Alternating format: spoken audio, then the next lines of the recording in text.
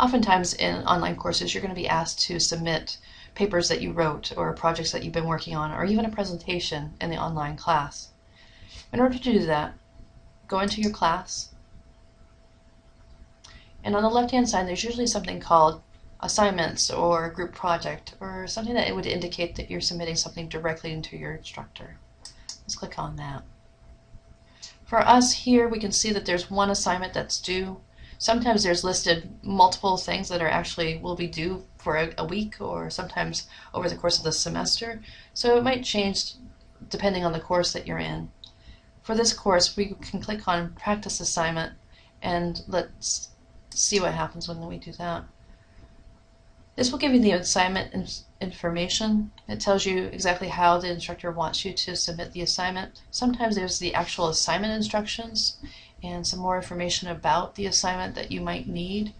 Sometimes it'll be included a rubric in terms of how the instructor is actually going to grade that assignment.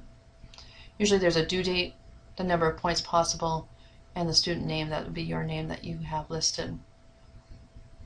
When you're ready to submit your document, you can click on Start New Submission, and you can see that a new part of the assignment appears. You get the submission that you could type in. I don't recommend that because sometimes the Blackboard does time out and you might lose some work. So instead I'd suggest that you attach a file under Browse My Computer.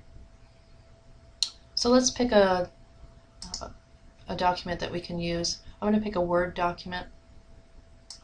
Click on Open, and you can see under here Attached Files, File Name. That's the one we just uploaded into Blackboard, but we're not finished quite yet. That doesn't mean that we actually submitted it to the instructor. It's basically that we put it in our book bag, but we haven't given it to the instructor yet.